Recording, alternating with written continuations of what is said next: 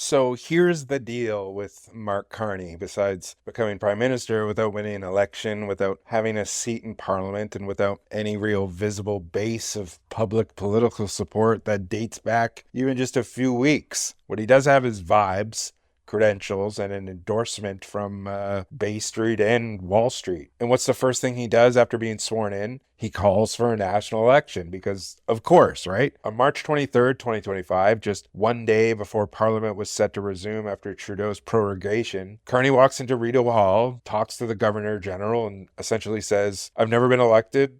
Parliament hasn't reopened yet, but I'm going to dissolve it and I'm going to run to get a mandate and let me run the country for real this time. And that's how Canadian democracy works. Tradition, procedure, vibes, and handshakes. The logic behind this snap election isn't really hard to read. Carney's approval ratings are in that perfect post-coronation honeymoon window, just enough residual optimism from the Liberal base and just enough fear of Pierre Poilievre and not enough time for the public to realize that their new prime minister has all the warmth of a quarterly investor call. So Mark Carney pulls the fire alarm. The campaign is set for a minimum legal period, which is 37 days. That's right. The future of the country, housing, climate, indigenous sovereignty, economic collapse, it's all going to be decided in the amount of time it takes to binge watch The Sopranos. This really isn't an election, it's a political speed run.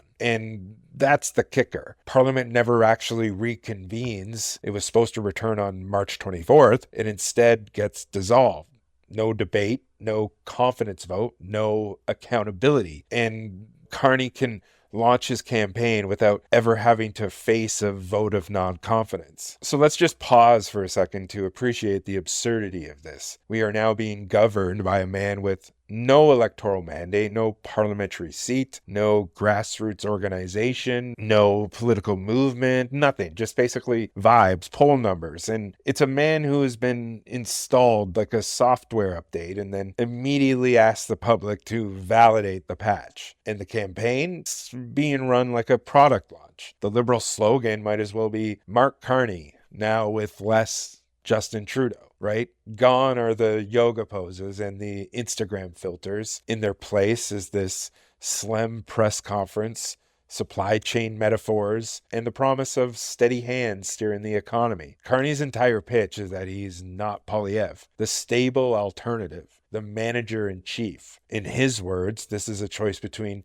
serious leadership and reckless populism, between competence and chaos. The man is campaigning like he's applying to be Canada's regional manager during a company merger. And it's not entirely wrong. Pierre Poilievre is running a campaign of YouTube outrage, crypto speak, and bonkers, absolutely bonkers economic takes. But Carney's counterpoint is less a vision and more a spreadsheet. He's not promising transformation, he's promising maintenance. Don't worry, I've got this. Of course, nobody on the campaign trail is allowed to mention the one thing that haunts this whole election, obviously besides Donald Trump, which I'll get to in a little bit, but the fact that Carney wasn't chosen by voters. He's not just the not Poilievre candidate, he's also the I haven't been elected candidate. And that might be a positive or a negative. And for all this talk of stability, there's still something deeply unstable about asking for a democratic mandate after taking power, right? It might be a good thing, it might be a bad thing. It's an inordinary situation, and like I said, it might help them or it might hurt them. But at this point, I'm leaning on it helping them.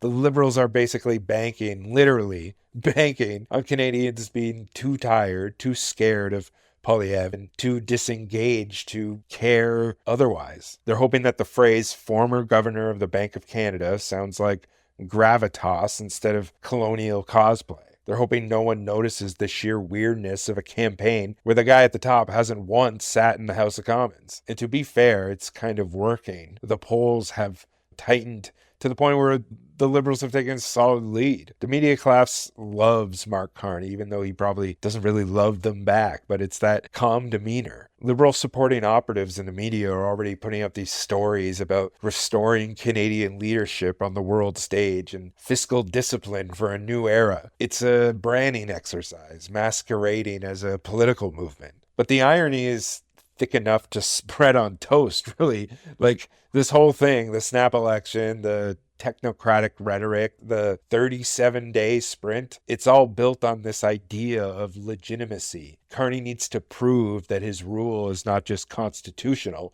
but that it's earned. And obviously, the fastest way to do that, apparently, is to skip Parliament entirely and ask the electorate to co-sign his resume. No seat, no vote, no movement. Just, again, a man in a suit asking millions of Canadian voters to say, yeah, that guy.